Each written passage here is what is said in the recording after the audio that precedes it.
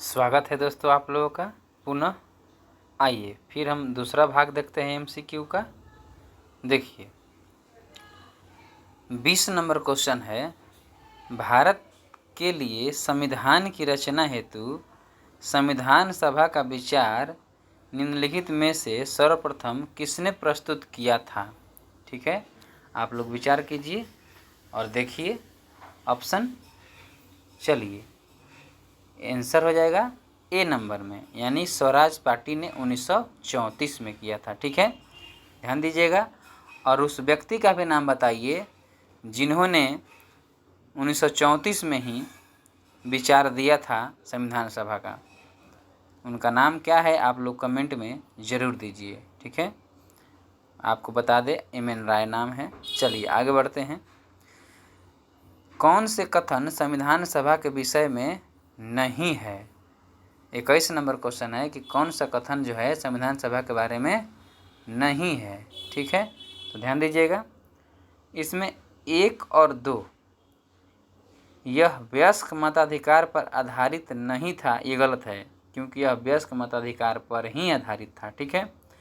दूसरा, यह प्रत्यक्ष निर्वाचन का परिणाम था, ये भी गलत है क्योंकि यह प्रत्यक्ष ना होकर के अप्रत्यक्ष निर्वाचन का परिणाम था। ठीक है, बाकी आपका 3 और 4 सही है। यह बहुदलीय निकाय थी, बिल्कुल सही बात है। 4 नंबर में क्या है, उसने अनेक समितियों के माध्यम से कार्य किया था, बहुत सही बात है। अब देखिए 22 नंबर में, बेबेल योजना के अनुसार कार्यकारी परिषद में हिंदू और मुस्लिम सदस्यों की संख्या समान थी। ठीक है, अब इसमें कारण क्या है, वो कथन था। बेबेल का विचार था कि ऐसी व्यवस्था से भारत का बंटवारा बच सकता है। ठीक है, तो आप लोग ध्यान दीजिए, आंसर हो जाएगा आपका सी नंबर, यानी कि कथन सही है पर कारण गलत है। तो कथन क्या है, बेबेल योजना के अनुसार कार्यकारी परिषद में हिंदू और मुस्लिम सदस्यों की संख्या समान होती थी। तो बेबेल योजना क्या बनाया था कि हिंदू और मुस्लिम दोनों समान हो। ठीक है ना। चलिए आगे बढ़ते हैं। और कारण गलत है क्योंकि बेबेल का विचार था कि ऐसी व्यवस्था से भारत का बंटवारा बच जाएगा, ये गलत है। ठीक है, अब देखिए 23 नंबर, भारतीय संविधान सभा की स्थापना की गई थी। संविधान सभा की स्थापना कब की गई थी तो सबको मालूम होगा। ठीक है ना, तो ध्यान दीजिए आप लोग, ऑप्शन देखिए। ठीक है, 9 दिसंबर 1946 को पहली बैठक होती है जिसमें 211 सदस्य भाग लेते हैं, है ना। ये वही पहली बैठक है और यहीं से क्या हुआ था, स्थापना शुरू हुई थी, यानी संविधान सभा की स्थापना की गई थी। ठीक है, और इसी में आपको पता होगा कि अस्थाई अध्यक्ष के रूप में किनको चुना गया था, बताइए। सच्चिदानंद सिन्हा जी को चुना गया था। ठीक है, ध्यान दीजिएगा। चलिए आगे बढ़ते हैं, और भी उसमें बहुत सारी जानकारियां हैं जो कि आप देखिएगा कि 9 दिसंबर 1946 को और क्या क्या हुआ, आप लोग उसको समझिएगा और पढ़िएगा। ठीक है, तो अस्थाई अध्यक्ष कौन बने थे, सच्चिदानंद सिन्हा बने थे। ठीक है, और एक चीज़ और बता दे, इसमें 211 सदस्य भाग लिए थे और यह पहली बैठक थी।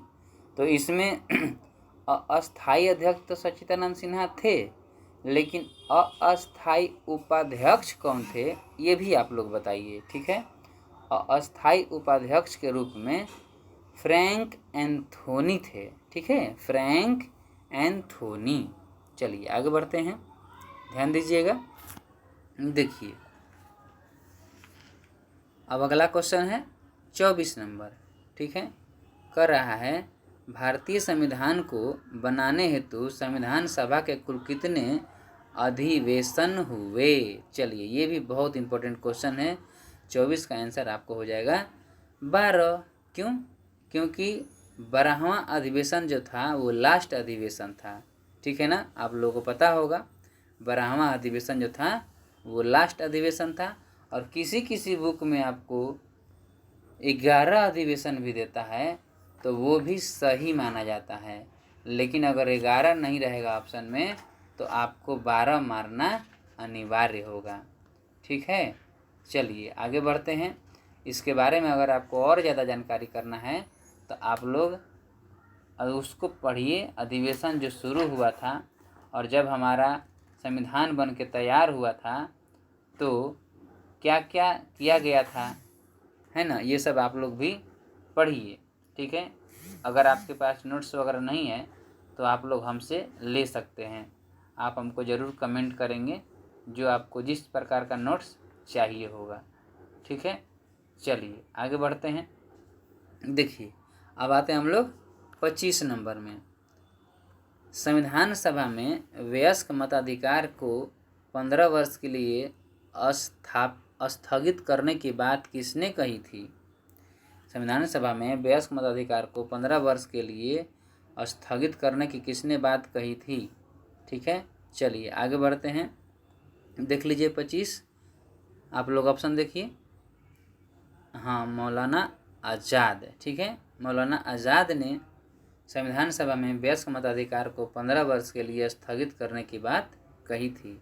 ठीक है, चलिए आगे बढ़ते हैं। देखिए 1935 के अधिनियम द्वारा स्थापित संघ में अवशेष शक्तियाँ किसको दी गई थी? याद रखिएगा, अवशेष शक्तियाँ किसको दी गई थी? तो गवर्नर जनरल को दी गई थी। 1935 के अधिनियम द्वारा स्थापित संघ में अवशेष शक्तियाँ किसको दी गई थी? गवर्नर जनरल को दी गई थी। आज हमारे यहाँ संसद को दिया गया है, ठीक है ना, संघ को दिया गया है। ठीक है, आगे बढ़िए। निम्नलिखित में से संविधान सभा की संघ संविधान समिति का अध्यक्ष कौन था? ये तो सभी लोग को पता होगा, आप लोग देख लीजिए, कमेंट भी कीजिए आप लोग। ठीक है, तो जवाहरलाल नेहरू हो जाएगा। जहाँ भी संघ का बात आएगा, शक्ति का बात आएगा, वहाँ जवाहरलाल नेहरू हो जाएंगे। ठीक है, 1935 के अधिनियम के तहत कराए गए विधानसभा चुनाव में किस राज्य में कांग्रेस ने पूर्ण बहुमत नहीं प्राप्त किया था? 28 का हो जाएगा आंसर आपका, देख लीजिए ऑप्शन। बंगाल में पूर्ण बहुमत नहीं हुआ था। ठीक है ना, क्योंकि वहाँ पर मुस्लिम लीग और कृषक प्रजा पार्टी जो है मिल करके सरकार बनाई थी। ठीक है, आगे बढ़िए। किस कानून के तहत वायसराय को अपनी कार्यकारिणी के सदस्यों की संख्या में वृद्धि का अधिकार दिया गया?